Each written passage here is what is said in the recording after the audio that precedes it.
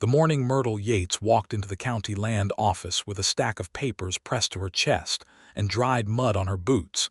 Every man in that room went quiet, because they all knew she was either the bravest woman in Colton County or the most foolish one, and before the week was out, none of them would be able to say which. It was the spring of 1881, and the territory of New Mexico was a land that still remembered how to make men bleed. The red earth baked under a sun that had no mercy, and the rivers that threaded through the valleys were worth more than gold, more than cattle, more than any deed to any plot of land, because without water nothing lived. Myrtle understood this better than most. She had watched her husband Robert Yates spend 11 years coaxing crops from the dry ground of their homestead along Sutter Creek, and she had watched him die the previous September from a fever that crept into his lungs after a long fall working in the rain. He had left her with 340 acres, a farmhouse that needed a new roof, 2 horses, a milk cow, and 2 children. Her daughter Clara was 9 years old, and her son Thomas was 6. Myrtle was 31. She was not old, but she felt ancient in the particular way that grief and hard work could make a person ancient. She had not filed for water rights because she was bold by nature. She had filed because she had no other choice. The trouble began in February of that year, when Harlan Crest's men had started diverting the upper portion of Sutter Creek onto Crest's land by means of a timber dam they built over the course of 4 days, while Myrtle was busy hauling firewood and keeping her children fed through the worst winter anyone in the territory could remember. Harlan Crest was the richest man in Colton County, and by most accounts the richest man in the whole territory of New Mexico. He owned the Crest Ranch, which stretched over 40,000 acres to the north and west of Myrtle's property. He owned the only bank in the town of Dusty Fork, 3 buildings on the main street including the general store, and he had the ear of the territorial governor.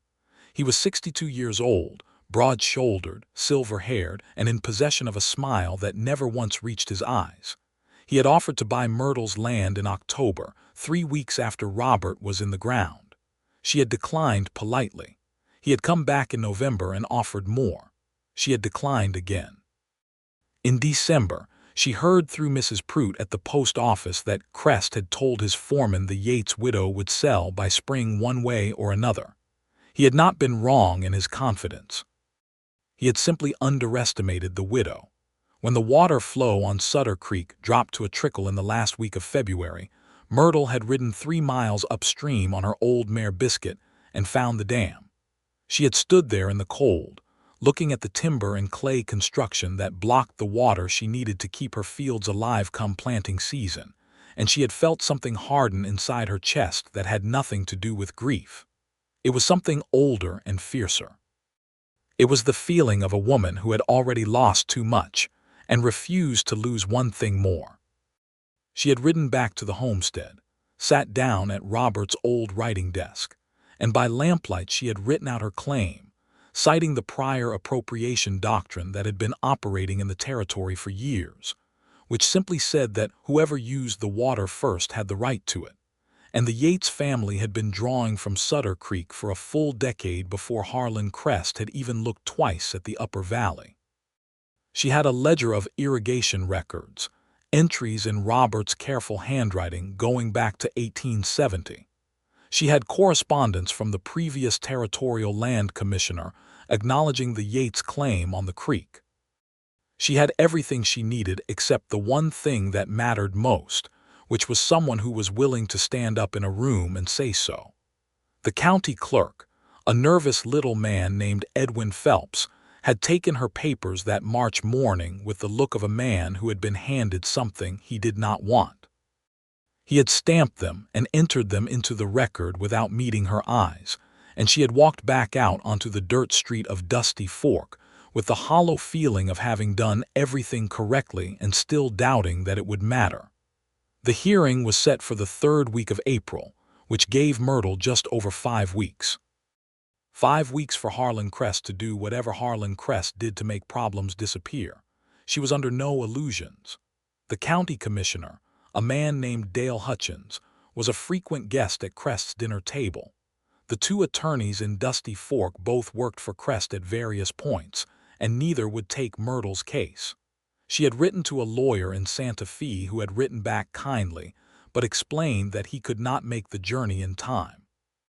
She had asked Reverend Dawes to speak on her behalf, and he had agreed to testify to Robert's character, which she appreciated even while knowing it was not quite what she needed. What she needed was someone who knew the land, knew the law regarding water rights, and was not afraid of Harlan Crest. In Colton County in 1881, that person simply did not exist. She was not expecting Frank Blackwell. The letter arrived on a Tuesday, 11 days before the hearing, carried by the regular mail rider from the post office in Dusty Fork, and Myrtle almost did not open it because it was addressed in a handwriting she did not recognize, a strong angular script that pressed deep into the envelope. The return address said only Mora County. She sat at the kitchen table with Clara reading beside her and Thomas playing with a wooden horse on the floor, and she unfolded the letter. It read, "Mrs. Yates, my name is Frank Blackwell. I'm a cattle hand currently riding for the Delgado outfit in Mora County, though I will be moving on come April. I read about your claim in the Santa Fe paper, a piece written by a reporter named James Holt. I have some knowledge of water rights law in this territory, having ridden as a witness in 2 prior appropriation disputes in the last 5 years, both of which were resolved in favor of the prior claimant. I have no stake in your county, and no business with Harlan Crest or anyone connected to him. I am simply a man who thinks what is being done to you is wrong, and I have the time and the willingness to ride to Dusty Fork and say so in front of whatever authority needs to hear it. I ask nothing in return.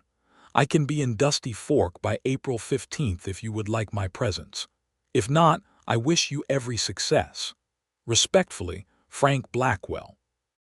Myrtle read the letter twice, then set it down and looked at her son on the floor and her daughter beside her, and she thought about what it meant that a stranger had read a newspaper article about her trouble and had volunteered to ride 150 miles to help.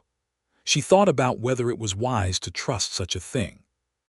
She thought about the dam on Sutter Creek and the dry field she could see from her kitchen window, and then she wrote back that same evening and said, "Yes, please come." She told herself it was only practical. She told herself she was not curious about this man's handwriting or the fact that he signed his letter with the word respectfully, which Robert had always said was a word that meant the writer actually meant it. The days between the letter and the hearing had the quality of stretched time, each one slow and peculiar with the specific anxiety of waiting for something important. Myrtle worked her land and fed her children and made her preparations, and she tried not to watch the road from the north too often. She spoke to her neighbor Caleb Pruitt about the hearing, and Caleb, who was a decent man but not a brave one, offered his best wishes in the tone of a person attending a funeral in advance.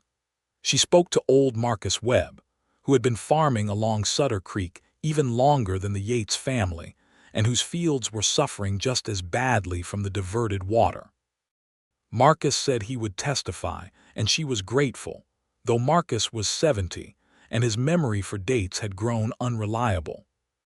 On the evening of April 14th, which was the day before the hearing was scheduled to begin, Myrtle was out in the yard checking the fence line on the east side of the property when she heard a horse on the road.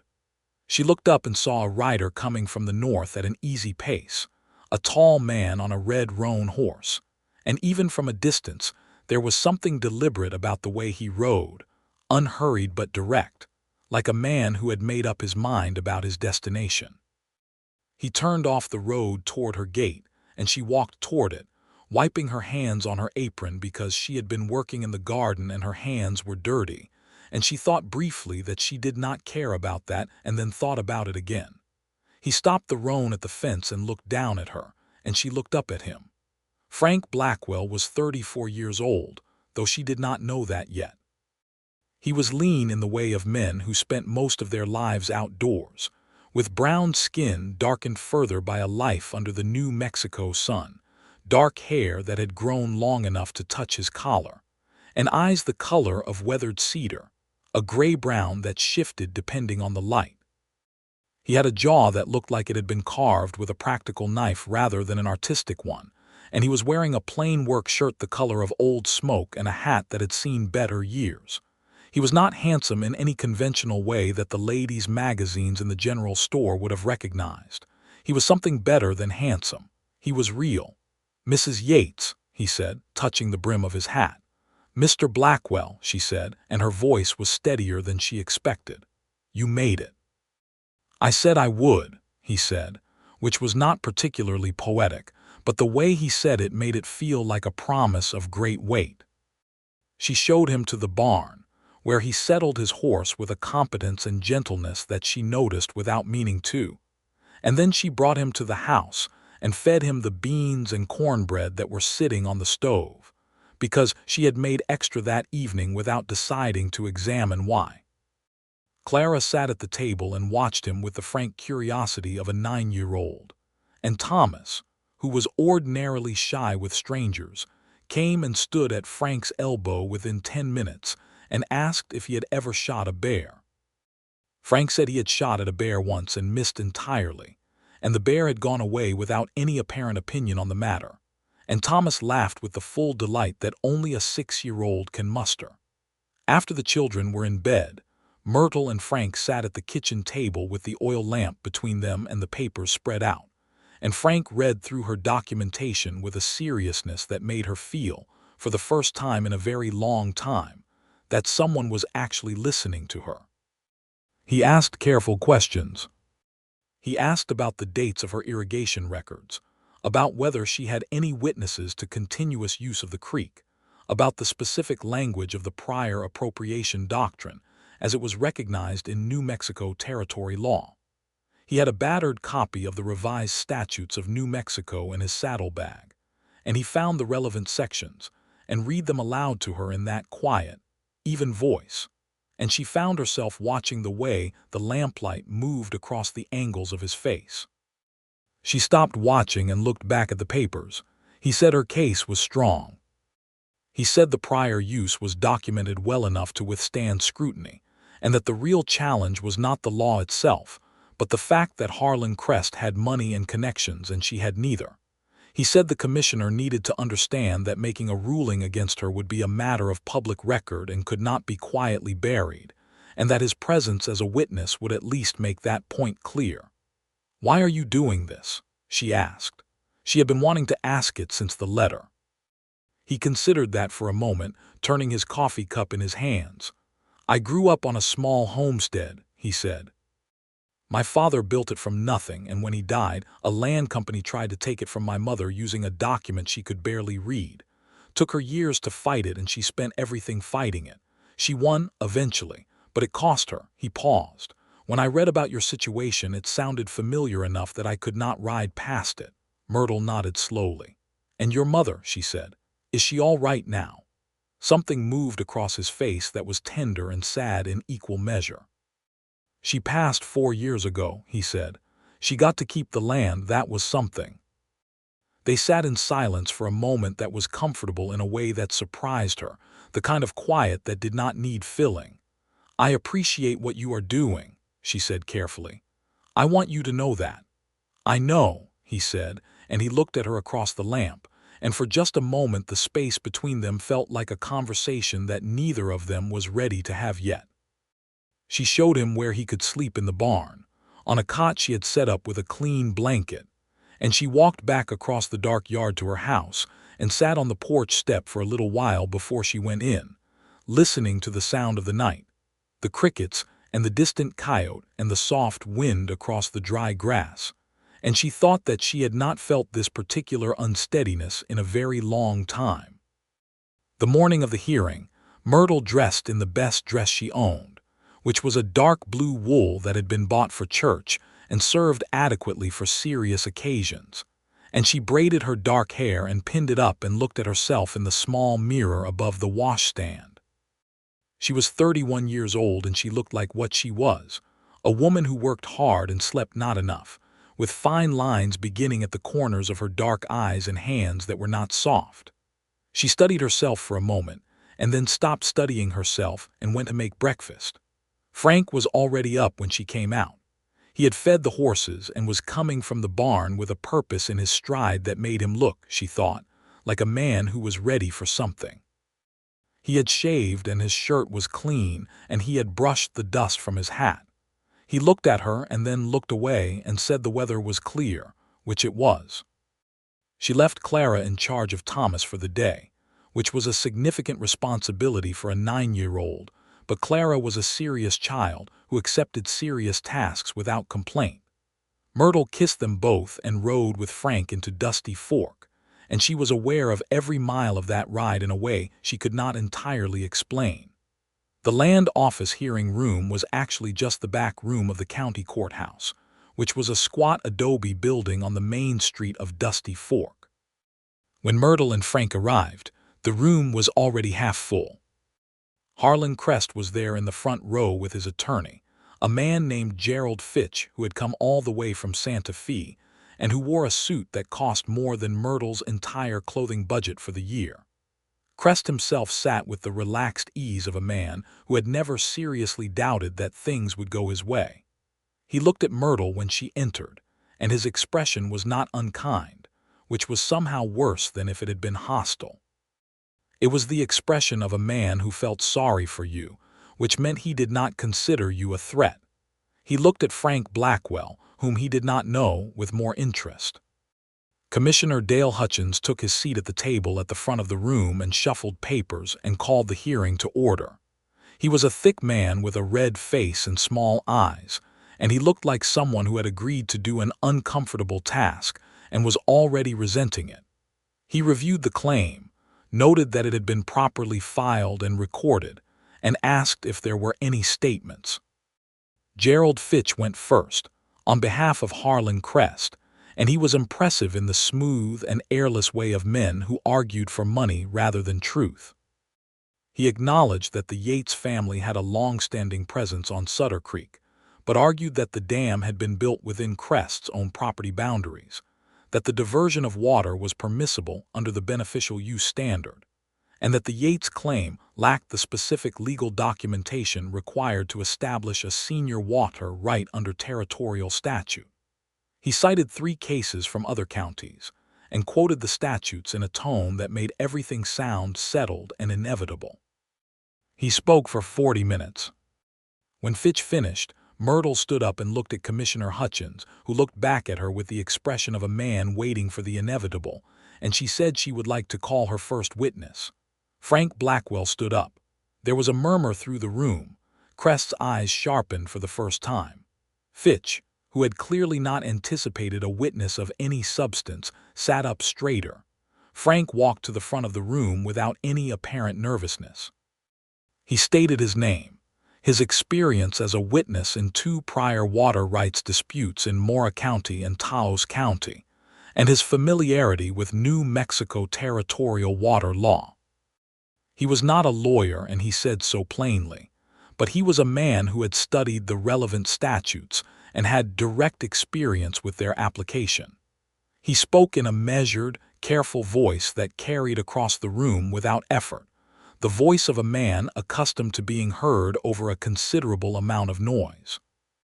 He established, piece by piece, using the records that Myrtle had assembled, that the Yates family had been continuously drawing from Sutter Creek for irrigation purposes since 1870. Which was a full 3 years before Harlan Crest had acquired the land to the north and west of the Yates property.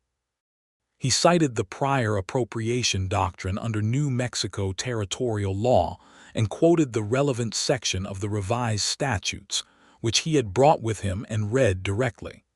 He explained the doctrine in plain terms for the benefit of the commissioner, first in time, first in right.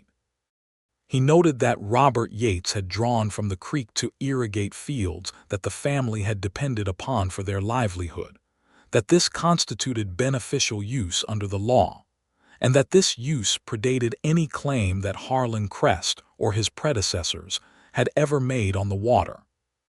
He pointed out that the dam built by Crest's men had reduced the flow to Myrtle's fields to the point where her planting season was at serious risk, and that this constituted an unlawful interference with a legally established prior right. Gerald Fitch objected 3 times. Frank addressed each objection calmly and without heat, citing the specific statutory language each time, and Hutchins overruled 2 of the objections and sustained one on a point that Frank immediately corrected by referencing a different section of the statutes. The room was very quiet by the time Frank finished. Myrtle then stood and presented her own statement, and she spoke not with legal citations but with the clarity of a woman who had lived on that land and loved it and needed it.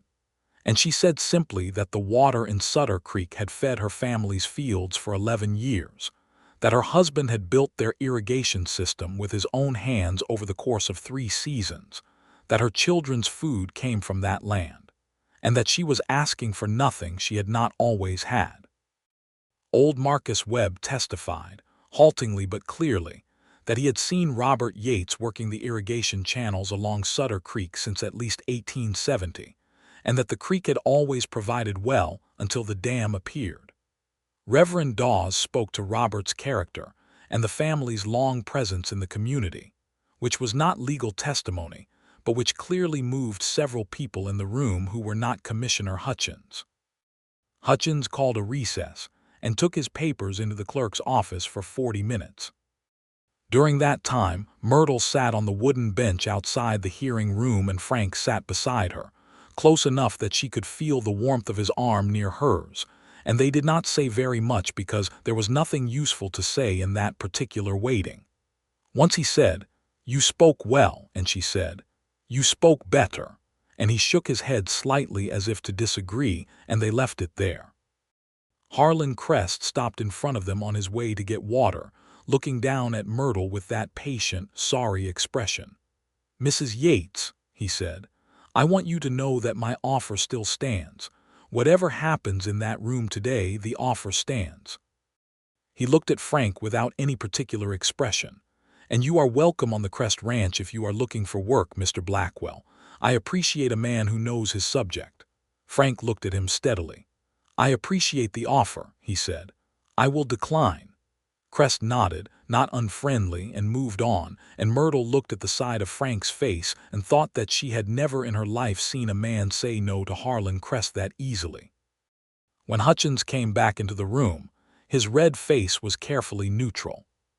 He sat down, cleared his throat, and stated that having reviewed the documented evidence and testimony presented, he found the prior appropriation claim of Myrtle Yates to be substantially supported by the record, and he ordered that the dam constructed by Crest Ranch employees on the upper portion of Sutter Creek be modified within 30 days to allow no less than the historically demonstrated flow to continue downstream to the Yates property, and that any further diversion of said water without the express agreement of Mrs. Yates would constitute an unlawful infringement of a recognized senior water right. The room erupted in noise. Myrtle sat very still and felt something that was not quite relief and not quite triumph but was something in between, something warmer and steadier than either. She felt Frank's hand cover hers briefly on the bench, just for a moment, a solid, grounding pressure, and then he removed it. She looked at him, and he was looking straight ahead, but the corner of his mouth was lifted by the smallest margin. They rode back to the homestead in the early afternoon, and the sky over the territory was enormous and bright blue, and full of the particular drama that the New Mexico sky achieved in the spring, the kind of sky that made even difficult things feel possible. Frank rode beside her and they talked more easily now, the tension of the hearing released, and she asked him about Mora County and the Delgado outfit, and he told her about the cattle work, about the long drives and the particular loneliness of riding with a large outfit, where you were never actually alone but were always essentially solitary. He spoke about it without self-pity, simply describing it as a fact of his life, the way a person describes a landscape they have crossed many times. She told him about the farm, about Robert, about the early years when they had first come to the territory full of hope and energy, and the specific foolishness of people who have not yet encountered what the land can actually do to you. She told him how Robert had been, careful and patient and sometimes too stubborn, and she spoke of him without the raw edge that had been in her voice in the months just after his death, which told her something about time and about what it was doing to her grief. Frank listened the way he had listened to her legal case, with his full attention, not filling silences with noise or moving on before she had finished.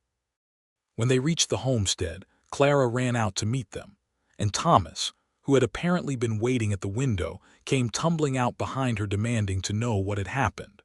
Myrtle swung down from Biscuit and gathered Thomas up and told them both that they had won, and Clara made a small, fierce sound of satisfaction, and Thomas asked if the bad man was going to go to jail, and Myrtle said no, but that they would get their water back, and Thomas decided this was acceptable. Frank stayed for supper. It was not a plan.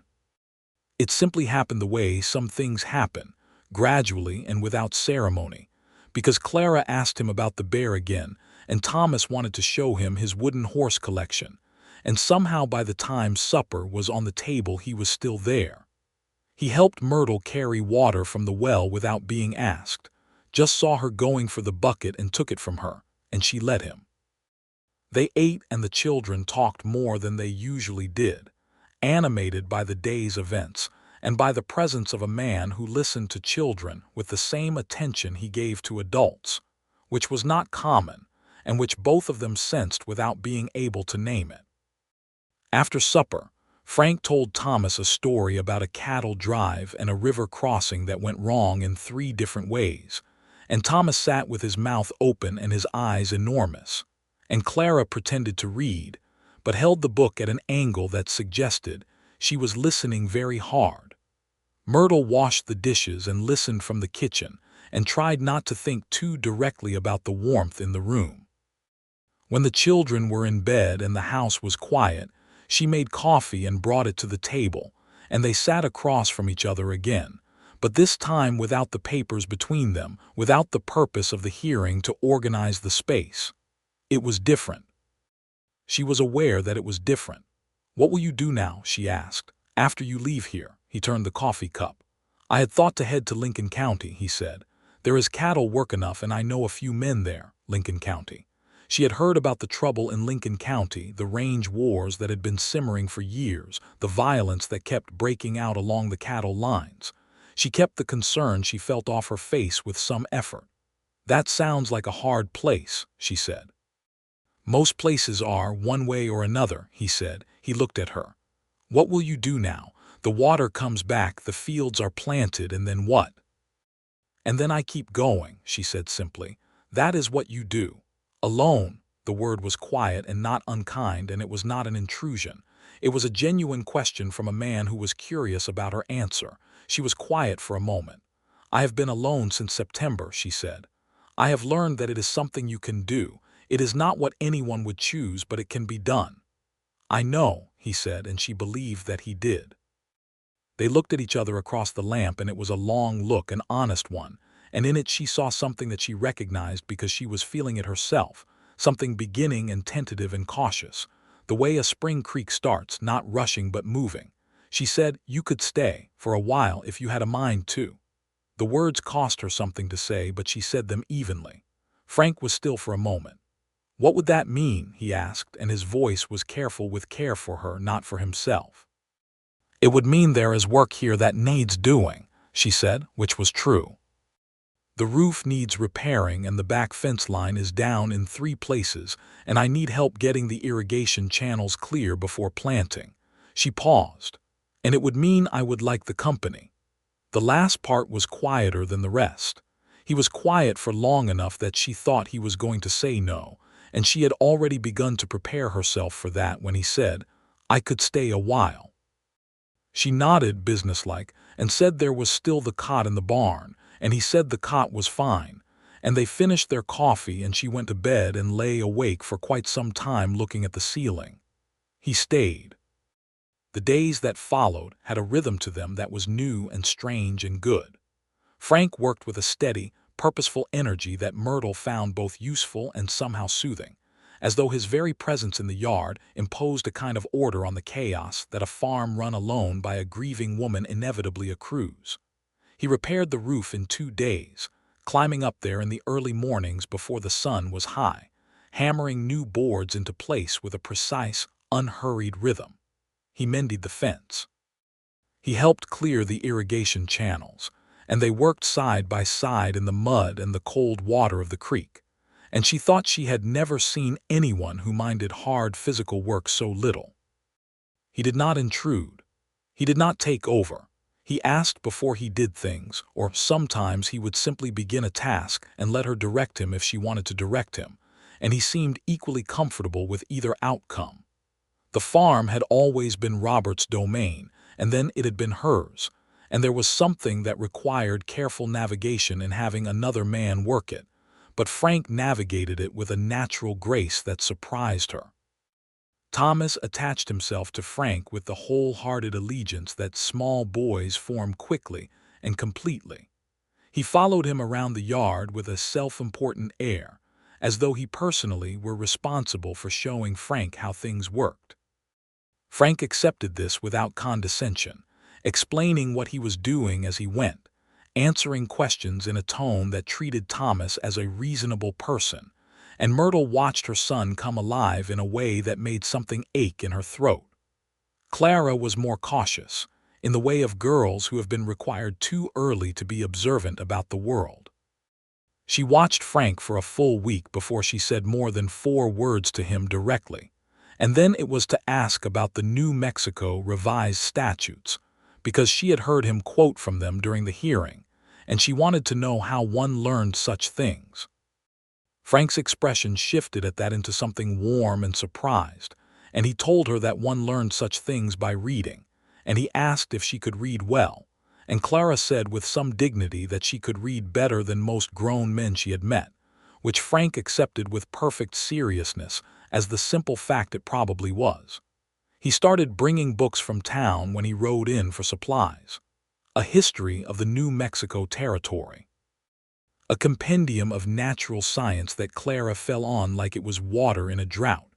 He brought Thomas a small illustrated book about horses, which Thomas studied with the gravity of a scholar. Myrtle did not comment on the books. She said thank you quietly, and she meant it through and through.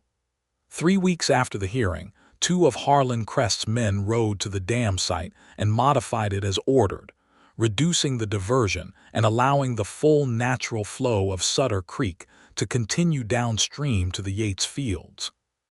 Myrtle stood and watched the water rise in her irrigation channels from the bank, and she felt the ground under her feet with a new appreciation, and she thought of Robert, who had dug these channels, and she thought of Frank, who had helped restore them. The 2 thoughts were distinct and clear, and she let them both be what they were. Crest himself appeared at her gate the following week, alone, without his men, which was unusual enough to make her cautious. She met him at the fence, and Frank came out of the barn and stood behind her at a respectful distance, not crowding her, just there. Crest looked at Frank and then at Myrtle. "I want you to know I bear you no ill will," he said, and she believed him, which made him more interesting as an adversary. He was not the kind of man who wasted energy on grudges when the battle was lost. "I was wrong to build that dam without making arrangement with you first. My foreman moved faster than I had intended." Myrtle looked at him steadily. "It cost me most of February and March," she said. "My planting is a month behind." "I know," he said. "I would like to offer some compensation for that, a fair amount in good faith." She had not expected this. She considered it carefully for a moment. "I will think on it," she said. He nodded, touched his hat, looked once more at Frank with an expression that was something between respect and calculation, and rode away. Myrtle turned to Frank, who was watching the retreating rider with a thoughtful expression. "What do you make of that?" she asked. "He is a practical man," Frank said. "He tried one way. It did not work. He is adjusting." He looked at her. "The compensation might be fair. It might be worth taking if the terms are right. You think I should trust him? "I think you should trust your own judgment," he said, "which is better than you give it credit for." She looked at him for a moment. "You say things like that," she said. He raised his eyebrows slightly. "Things like what?" "Things that sound simple," she said, "but that require a great deal of thought to arrive at." The corner of his mouth lifted. "Or maybe I am just not complicated," he said. "No," she said, with a certainty that surprised her. "You are not that." He held her gaze for a moment, and the morning air between them was warm with the early May sun.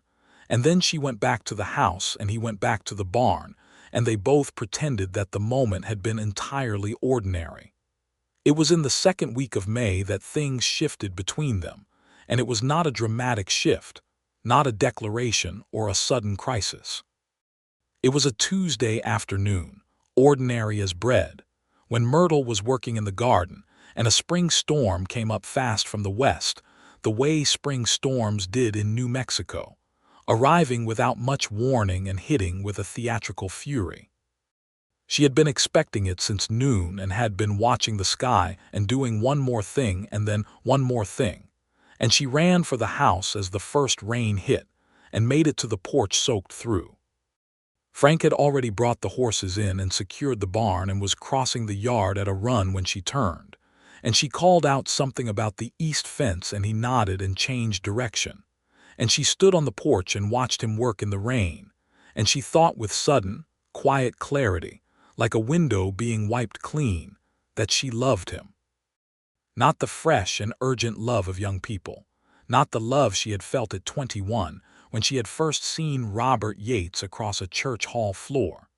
This was something with more weight to it, something that had grown in the particular way that things grow when no one is trying to force them, patiently and thoroughly, putting down roots before putting up leaves. It was the love of a woman who had learned what mattered and recognized it when she found it, and she recognized it now with a certainty that was both steady and terrifying. She stood on the porch until Frank came back across the yard, his shirt plastered to him by the rain, and she handed him a dry cloth from the line, and she said nothing because there was nothing to say yet, and he dried his face and said the fence would hold, and she said good. And they went inside and she made coffee and they listened to the rain on the roof he had fixed, and she was very careful not to let her face show what she was feeling. She was careful for 3 more days. On the 4th day, Clara fell ill with a fever, the mild kind that children got sometimes, but enough to put her in bed and require tending. Myrtle sat with her through the night, and Frank appeared at the door at 3 in the morning with water and asked if she needed anything, and she had not heard him come from the barn and she did not know how he had known. She said she was fine, and he looked at Clara and then at Myrtle at the tiredness in her face, and he said he would sit with the girl for a while if Myrtle needed to sleep. She was going to say no. She opened her mouth to say no. She said, "An hour, just an hour." He sat with Clara for 3 hours, and when Myrtle woke in the chair in the corner where she had sat down to rest and fallen completely asleep, the lamp was still burning, and Frank was reading the New Mexico history to her sleeping daughter in a voice so low it was barely above a whisper, because the child liked to be read to even when she was asleep, which he had apparently deduced from nothing more than observation. Myrtle watched him from the chair, and he did not notice her watching for a long moment, and she thought that she could not make herself careful about this any longer. She waited until Clara's fever broke in the morning and the girl was sleeping naturally, and then she went to the kitchen and Frank was there making coffee because he had not slept and neither had she, and she stood in the kitchen doorway and looked at him and said, "Frank." He turned from the stove. She said, "I think you should know that I have been trying to be sensible about you." He was very still. "I have been telling myself that you are only here for a while," she said, "and that you are going to Lincoln County, and that I am a widow with 2 children and a farm, and that none of this makes any practical sense." She stopped. "But I am not a person who lies well even to myself, and so I thought I should stop trying." Frank set down the coffee pot. He crossed the kitchen in 3 steps and he stood in front of her close enough that she had to look up, and he said, "Myrtle," and the way he said her name, the whole of it with nothing shortened or convenient about it, made her feel that she was entirely seen. He said, "I am not going to Lincoln County." She said, "What?" "I told myself the same things you told yourself," he said, "about it being practical to move on. And then I would watch you in the yard in the morning or listen to you talk to the children or see you at the table with those papers fighting for your home, and I would think, I will leave next week. And then it would be next week." He looked at her with those weathered cedar eyes. "I have not been going to Lincoln County for a month." The space between them was very small. Myrtle reached up and put her hand against his jaw, which was rough with a day's worth of stubble, and he turned his face slightly into her hand, the way an animal accepts the touch of a person it trusts, and she thought she had never in her life done a braver thing. He kissed her gently, the kind of kiss that asked a question and waited for the answer, and she answered it. The morning light came through the kitchen window, and they stood in it for a while, not speaking, with the coffee going cold on the stove, and outside through the window the irrigated fields were beginning to green up for the first time in months. The weeks after that were the happiest she had been in a very long time, and she let herself feel that without guilt, which was its own kind of courage. Frank moved from the barn to the spare room in the house, and the arrangement was proper enough by the standards of a house with children and a widow's necessity. But in the evenings after the children were in bed, they sat on the porch together and talked until the stars were fully out. And they were the kinds of conversations that build something between two people, stone by stone, real and permanent.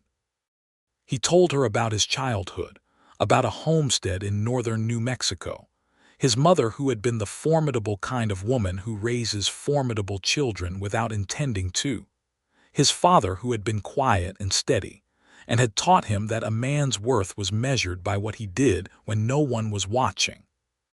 He told her about the years after his father died, how he had drifted into cattle work and found that he was good at it, and how being good at something was not the same as it being the thing you wanted. She asked what he wanted, and he said, as simply as if he were stating the weather, that he wanted land of his own and roots, and a life that accumulated rather than just continued. She told him about her own childhood in Missouri, about the family that had come west following her father's restless ambition, and found the territory harder and more beautiful than anything they had imagined. She told him about meeting Robert at a church social, and how they had both been so earnest and so young. She told him about the particular loneliness that had settled over her after September, not the loneliness of being without company, but the loneliness of being without witness, of having no one who saw the same day you had seen and could speak of it. Frank listened to all of it and then said, very quietly, "I see the same days you see now." It was as true and simple and perfect a thing as she had ever heard said. They negotiated the compensation from Harlan Crest in the 3rd week of May, and Frank sat with her while she reviewed the offer and said nothing while she read, but was there to ask about the terms when she was done. The amount Crest offered was reasonable, more than she had expected from him, and she took it and used half of it to pay off the last of the debt on the property, which meant that the Yates land was free and clear for the first time. And she stood at the land office window holding the paid deed and felt Robert's presence very strongly, with the warmth of knowing he would be glad. She told Frank that evening, and he said that was a fine thing, and he looked genuinely pleased for her, and she loved him very much for that specific pleasure that was entirely on her behalf. Clara was fully recovered and deeply interested in Frank's continued presence, which she approached with the analytical attention she brought to everything. She asked him once, while he was fixing a bridle at the kitchen table and Myrtle was cooking, what his intentions were. She said it just like that, in her clear, direct 9-year-old voice, using the word intentions with perfect confidence. Frank had looked up at Myrtle, and Myrtle had kept her eyes on the stove, and Frank had said to Clara, with complete seriousness, that his intentions were to stay as long as her mother wanted him to, and that he thought her mother was the finest person he had met in the territory of New Mexico, and that he hoped that was satisfactory. Clara had considered this and said it was.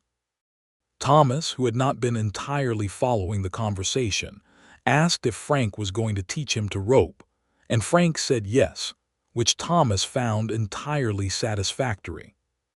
In June, when the fields were properly planted and the water was running clear, and Myrtle could see the season beginning to come right, Frank rode into Dusty Fork and came back with something in his coat pocket, and he found her in the evening sitting on the porch watching the sunset, which was extravagant and purple over the western hills, and he sat beside her. He said, "I have been thinking about how to say this properly, and I have decided there is no particularly proper way, so I will just say it." She turned to look at him. He said, "Myrtle Yates, I came here as a stranger who had read about your trouble in a newspaper, and I thought I was doing a useful thing for a person who needed it. And that was true. But it was also the most fortunate thing I have ever done because it brought me here." He reached into his coat pocket and set down on the porch rail a small ring, plain silver, the kind that a working man would buy with serious intention and limited budget. "I would like to marry you," he said, "if you will have me. I am not a wealthy man, and I have spent most of my adult life moving rather than staying, but I am done moving. This is where I want to be. You and your children and this land and this difficult, beautiful territory, this is the life I want." He looked at her steadily. "You should think on it as long as you need to."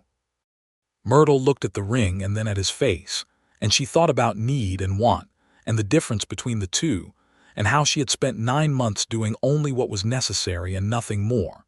And she thought about the green fields and the repaired roof and the books on the shelf, and the way Thomas laughed when Frank told a story, and the way Clara held a book that Frank had brought with the particular reverence of a child who has been taken seriously. She picked up the ring. She said, "I would like to marry you too." He let out a breath that she understood had been held for some time, and the expression that moved across his face was one she was going to remember for the rest of her life, relief and joy and a tenderness so open and unguarded that it made her feel honored to be the recipient of it. He put the ring on her finger, which it fit, because he had looked at her hand once when she was not watching and taken note, which was so entirely characteristic of him that she almost laughed. They told the children at breakfast. Thomas accepted this information with great enthusiasm and then asked what was for breakfast. Clara looked at Frank for a long and serious moment and then said, "You are going to have to help with the reading," which was her version of welcome, and Frank said that would be his pleasure, and Clara nodded and went back to her food. They were married in July by Reverend Dawes, in the Dusty Fork Church on a Saturday morning when the light came through the windows at a good angle. Myrtle wore her blue wool dress and a white ribbon in her braided hair that Mrs. Prout had pressed on her as a gift, and that Myrtle accepted with unusual gratitude. Frank wore a clean shirt and a jacket he had bought in Dusty Fork that week, and he looked like what he was, a man who was entirely sure about what he was doing. Thomas was present in his best shirt and spent most of the ceremony standing very straight because Clara had told him it was important. Clara wore her church dress and held a small bunch of wild flowers she had gathered from the creek bank that morning, and she cried a little very quietly, which she would have denied if anyone had mentioned it. Caleb Prout and Marcus Webb were witnesses. The old man Webb shook Frank's hand afterward with the grip of a man who had once been much stronger and said, "You take care of that family, son." Frank said he intended to. Webb nodded as if he believed it, which he did. Harlan Crest sent a gift to the church, a case of canned goods and a bolt of good fabric, which was received with a complicated sort of gratitude because it was a decent gesture from a man who had acted badly, and Myrtle accepted it in the spirit it was offered, which was the spirit of a man adjusting to a reality he had not chosen. The summer that followed was the fullest Myrtle could remember. The fields produced well, better than the previous year even, partly because the water was restored, and partly because there were 2 sets of hands working them with purpose. Frank had a farmer's instincts under the cowboy's manner, things he had learned as a child on his father's homestead, and retained in the way that early knowledge stays with a person. He knew the soil and the timing of things, and he learned Myrtle's particular land quickly, the way it drained after rain and the way it dried in the afternoon heat, and where the fence posts were most likely to heave up in wet weather. They worked together easily, the way people work together when they have found the particular rhythm of each other, adjusting without difficulty to the other person's pace and preference. They did not always agree, and when they disagreed, they talked it through, and occasionally one of them was wrong and acknowledged it without drama, and this was, Myrtle thought, one of the things she valued most about the life she was building with this man. He was not interested in being right more than he was interested in getting things right. In August, she wrote a letter to her sister in Missouri, the first long, honest letter she had written in a year, and she described the year she had survived and the man she had married, and the words came easily in a way they had not for a very long time. She told her sister about the water rights hearing and about the letter from a stranger and about the months that followed, and she could feel, even in the writing of it, how unlikely and particular and true the whole story was. Frank wrote to a man he knew in Mora County who was looking to sell some cattle cheaply, and by September they had added 18 head to the 2 horses and the milk cow, and the farm was beginning to feel like a ranch, which was a word that carried a different ambition and that Myrtle was growing comfortable with. Thomas turned 7 in September, and Frank made him a proper wooden saddle for his rocking horse, carved and smoothed with a care that took a week of evenings. And Thomas's face, when he saw, it was the kind of thing that adults file away and keep. Frank showed him how to sit a horse properly on Myrtle's old Biscuit, walking them around the yard with Thomas on the mare's back, and one hand on the bridle, patient and thorough, and Myrtle watched from the gate with the feeling of a person who has been given something they did not know they were waiting for. Clara, who had begun calling Frank by his name rather than Mr.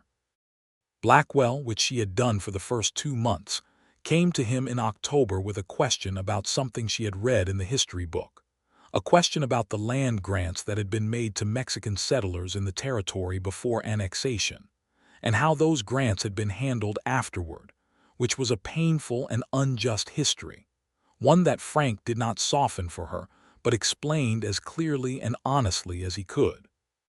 He told her about the court of private land claims that was being discussed in the territorial legislature, about the thousands of acres that had been lost by Hispanic families through fraud and legal manipulation, about the fact that the law was supposed to protect people's land, but that who the law protected depended very much on who was making the decisions.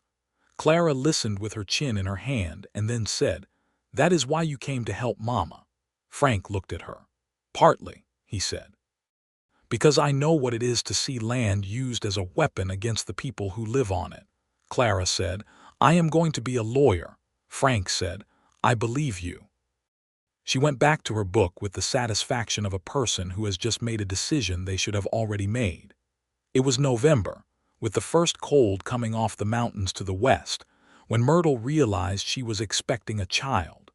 She sat with this knowledge for 2 days by herself, turning it over, feeling all the things that a woman feels in that situation, wonder and nerves and the particular physical knowledge that something has changed in the architecture of your body.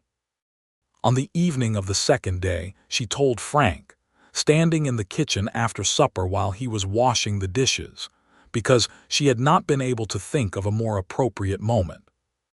He turned from the sink and looked at her, and the expression on his face went through several things in quick succession, and settled on something that was so openly, unguardedly happy that she had to look away for a moment because it was almost too much to hold.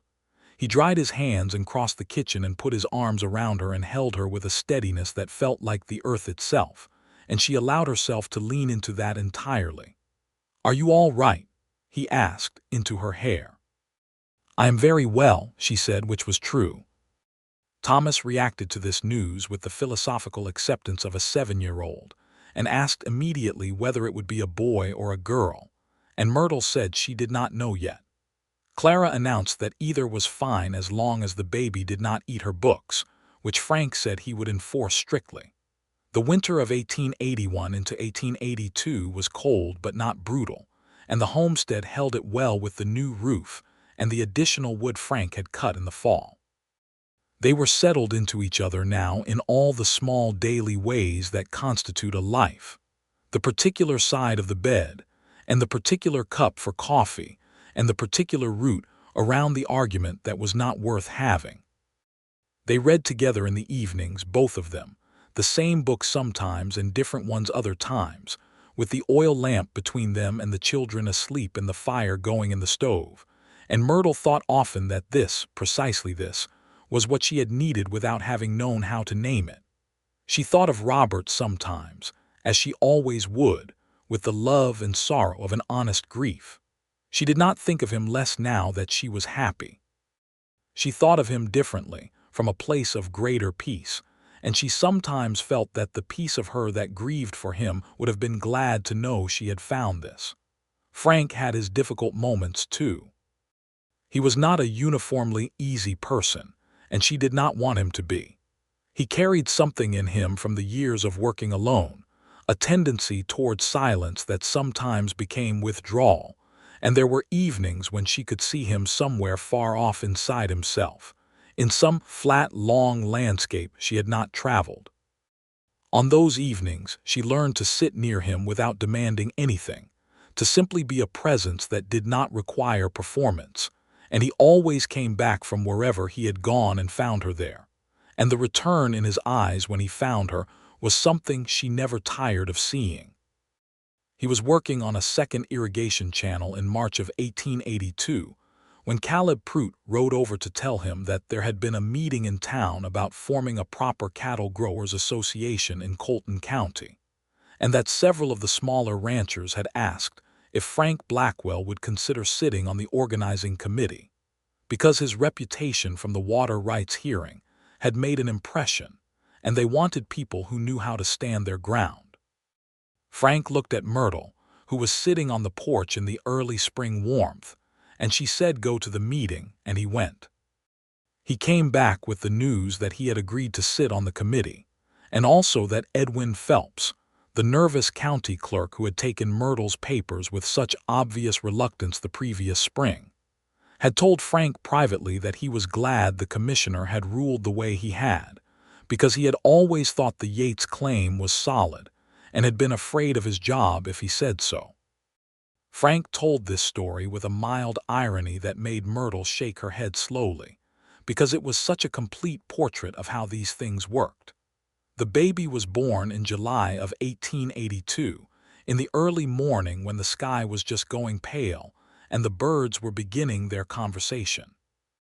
Myrtle had prepared with the help of Mrs. Prout, who had experience in these matters and was a reliable and calm presence, and Frank was not in the room during the birth because that was not the custom, but he was in the house, and she could hear him moving in the kitchen, and the sound of his presence was steadying. The baby was a boy. He was strong and loud from the first moment, with his father's dark hair and what appeared to be nobody's patience at all for the indignities of being new in the world. Myrtle held him and felt the particular and overwhelming rush of love that is like no other love on earth, all-consuming and fierce and without condition. Frank came in when Mrs. Prout called him, and he stood at Myrtle's side and looked at his son with an expression that she would have been hard-pressed to describe except to say that it was the expression of a man arriving somewhere he had not known he was trying to reach. "What will we call him?" she asked. Frank said, "I had thought Robert if you were willing." She looked at him. She felt the love for him gather and expand in her chest until she thought she might not be able to hold it quietly. She said, "Yes, Robert James Blackwell." Frank nodded. He sat on the edge of the bed, and he took her hand in both of his and held it with a gentleness that was also a kind of strength. And outside the window the summer morning was coming in fully now, gold and clear over the New Mexico land. Thomas, upon being brought in to see his new brother, announced that babies were smaller than he had expected and asked if he could hold him. Clara stood at the foot of the bed with her arms folded, and her expression was doing its best to be practical and scientific, but was failing at it completely. which meant she was feeling something too big to contain in her usual manner. And when Myrtle said her name softly, Clara came and sat beside her and let herself be held for a moment, which she almost never did. The summer ripened, and the fields did well, and the new baby grew with the alarming speed of babies, and the farm continued to become a ranch by steady degrees. Frank bought more cattle in the fall, a good transaction with a man in Taos County who was retiring, and by the following spring they had enough stock to think seriously about the future in a way that was not merely surviving it.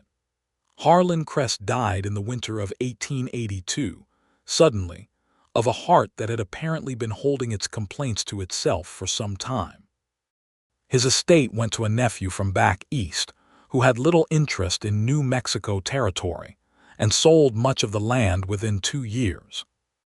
The Great Crest Ranch was divided up, and several families bought parcels of it at reasonable prices, and the town of Dusty Fork entered a new and more democratic era that was not without its own complications, but was at least not organized around the convenience of one man.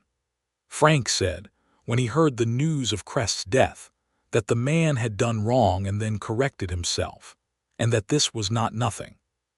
He said it without satisfaction, only with the honesty of a person taking an accurate measure. Myrtle thought that was right. She thought that a man who could adjust to being wrong was a more complicated figure than a simple villain, and that history was usually full of complicated figures, and it was easier to live in it if you accepted that. Edwin Phelps, the county clerk, came to their ranch in the spring of 1883 to file the updated property papers that reflected the expanded acreage they had purchased, and he sat at their table and had coffee, and said to Frank that he had heard him speak at 2 of the Cattle Growers Association meetings, and that he thought Frank should consider standing for county commissioner in the next election cycle. Frank said he would think about it.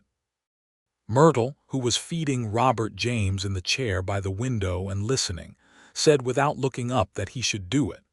Frank looked at her and then told Phelps he would think about it seriously. He did stand for county commissioner in 1884, and he was elected by a margin that surprised most of the county and surprised him somewhat, though not Myrtle.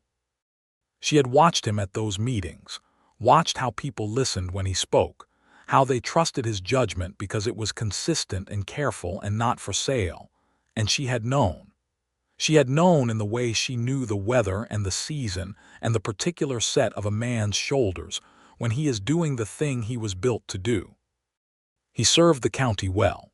He was not flamboyant about it, and he did not make enemies casually, but he was fair in a territory where fairness was not always the easiest path, and over the years that followed, he heard several disputes about land and water rights, and he heard them with a knowledge and sympathy that only a man who had stood on both sides of such a dispute could possess.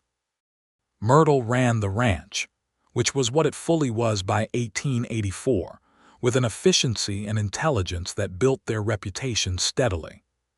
She was not the kind of woman who needed acknowledgement for this, but she received it anyway, from the neighboring families who traded with her and relied on her judgment, and came to her sometimes with their own troubles, because she was the kind of person who had learned, through necessity, how to think clearly in a crisis. Clara turned 14 in 1885 and was the best-read person in Colton County under the age of 60. She was still reading Frank's books and had run out of them, and had started ordering her own from a bookseller in Santa Fe. She spoke about law with a precision that made Reverend Dawes, who had a seminary education, once tell Frank that he had never met a young lady with such a grasp of principle. Frank told Clara this, and she received it with dignity, and said she intended to study law formally when she was of age, and that there was a woman in Illinois who had been admitted to the bar, and that she saw no reason why New Mexico should be any different. Frank said he agreed with her entirely. Thomas turned 10 and could ride and rope with competence, and had grown into a boy of great good humor and practical intelligence, who looked very much like his father Robert and carried himself, in a way that made Myrtle both glad and careful about what it meant, with some of Robert's stubborn patience. Robert James was 3 years old and entirely himself, loud and curious and deeply attached to his father in the way of youngest children, following Frank through the yard in the mornings with the determination of a small person going somewhere important. In the evenings, when the ranch was quiet and the children were in bed, and the stars were out over the territory in that particular abundance that the New Mexico sky provided as if it were showing off, Myrtle and Frank sat on the porch as they had from the beginning, and they talked or they were silent, and both were equally full of everything they had built together. One evening in the late fall of 1885, with the air coming cold off the mountains and the stars sharp and brilliant, Frank sat beside her and looked out at the land in the blue dark and said, "Do you remember when you said you had been trying to be sensible about me?" Myrtle smiled into the dark. "I do." "I was trying to be sensible too," he said. "I had a whole plan. I was going to stay 2 weeks, testify, and ride for Lincoln County." "Lincoln County," she said. "That worked out," he laughed. It was a genuine laugh, full and easy, the laugh of a man who laughed easily now, which had not always been true of him. "It worked out," he agreed. He was quiet for a moment. "I think about that letter sometimes," he said. "The one I wrote to you. I was in the bunkhouse at the Delgado outfit, and one of the other hands had that Santa Fe paper and left it on the table, and I read the piece about you, and I sat there for a long time thinking it through, whether to write, whether to ride, what it would mean. And then I thought, it will mean nothing. I will go and testify and come back, and it will be a good thing I did. Simple as that. And instead," she said. "And instead," he said. She leaned into him and his arm came around her, and they sat like that under the enormous sky, the two of them, with the ranch around them and the creek somewhere in the dark running freely as it had been running freely for 5 years now. And she thought of the spring morning when she had walked into the county land office with mud on her boots and papers pressed to her chest. The morning she had been either brave or foolish, and she thought it had been brave all along. She thought about the particular accident of a newspaper left on a bunkhouse table, and a man who had read it and written a letter, and a woman who had said, "Yes, please come," and all the chain of small and particular events that led from there to here, to this porch and this man and this life. She thought it was the kind of story that sounded too convenient when you told it, the kind that people received with gentle skepticism, because it required too many things to go right in the precise order they needed to go. But here she was inside it, and it was real, and the sky above was real, and the hand on her shoulder was real. Frank said, "You are thinking loudly." "I am thinking about accidents," she said, "how important they are." "Most important things I know came from an accident of some kind," he said. "Good or bad," she said. "This one was good." "The best," he said simply. They sat on the porch until the cold drove them in, which it did eventually, as the cold always does, and they went inside to the warm house where their children were sleeping, and she paused in the hallway to look in at Robert James in his small bed, a solid little presence under his quilt, and then she and Frank went to bed and lay in the dark that was familiar and warm and entirely theirs. Somewhere out along Sutter Creek, the water moved south toward the fields that needed it, unhurried and certain, the way water moves when it knows where it is going, the way it has always moved when something clears the way for it to go. Myrtle had cleared the way, and Frank Blackwell, a cowboy she had never met until the eve of the most important day of her life, had shown up to make sure she could. And they had made something from that, something that accumulated the way Frank had said he wanted, the way honest things accumulate, day after day and year after year, until it was a life so full and specific and real that she could not have imagined it when she walked into that land office with her papers and her pride and her desperate, necessary hope. She could not have imagined it, and it was better than anything she could have imagined, and it was hers. And on the nights when the moon was out over the New Mexico territory, and the coyotes were talking to each other across the distance, and the land lay silver and enormous in all directions, she thought that Robert Yates had known, somehow, when he built those irrigation channels with his careful hands, when he taught the water where to go, that it would keep going after he was gone, that it would be there when it was needed, that the land held what you gave it and gave it back. She had given everything she had to this land, and it had given her back water and warmth and green fields and 2 children, and one unexpected man who came when he was needed and stayed for the rest of his life. And she had learned, in the 5 years since that letter arrived on a Tuesday in the early spring, that courage was not always the dramatic thing she had imagined when she filed those papers. Sometimes courage was in the filing. Sometimes it was in the saying, "Yes, please come." Sometimes it was in the words spoken across a kitchen table at night that cost you something to say and changed everything for saying them. She had said all of them. In the summer of 1886, she found out she was expecting again. And this time she told Frank immediately, standing in the yard in the morning light with Robert James on her hip and the sun coming up over the eastern hills. And Frank looked at her the same way he had the first time, with that expression she had filed away and never stopped treasuring. He took Robert James from her arms and settled him on his hip and put his other arm around her and said, very close to her ear, "This is a good life, Myrtle," she said. "It is the best life I know." The second child was a girl, born in March of 1887, with Myrtle's dark eyes and Frank's impossible stubbornness, and they named her Eleanor after Frank's mother, who had fought for her land and won, and whose photograph sat on the mantelpiece of the Blackwell ranch in a silver frame. Eleanor came into the world with an announcement of herself that suggested she intended to be heard, and she was correct about that from the very beginning.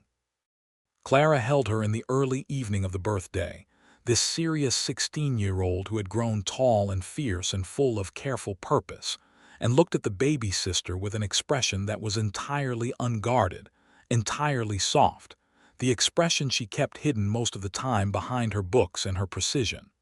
"Hello, Eleanor," she said. "I am going to be a lawyer, and you can be whatever you want to be." Thomas looked at the baby and said she was still smaller than he had expected, which was what he had said about Robert James, and which suggested this was his standard for babies, and they consistently disappointed him on this point. Robert James, who was 4 years old and did not fully understand what had happened but understood that something had changed in the house and that it involved the new small person in the blanket, stood on his toes to see and then looked at his father and said, "Does she stay?" Frank said yes. Robert James considered this, and then nodded with the gravity of a man making a practical assessment and said, "All right." The ranch held them all. The land held them all. The water ran along Sutter Creek as it had run for generations before them and would run for generations after, south through the red earth of the territory, fed by the snowmelt from the mountains and the winter rains, following the old paths that the land had made for it, reliable and patient and necessary, the way the best things are. And on a Tuesday morning in the spring, 11 years after Robert Yates had died, and 5 years after Myrtle Yates had walked into the dusty Fork County land office with her stack of papers and her mud-caked boots, Frank Blackwell rode the fence line of the ranch they had built together, from the western edge to the eastern creek boundary, the same boundaries that a widow had fought to keep and a cowboy had ridden 150 miles to defend. And he sat his horse at the creek and looked at the water running south and thought that he had been a practical man all his life, practical about most things, and that the one impractical thing he had done, writing a letter to a woman he had never met about a problem that was not his own, had been the truest thing he had ever done.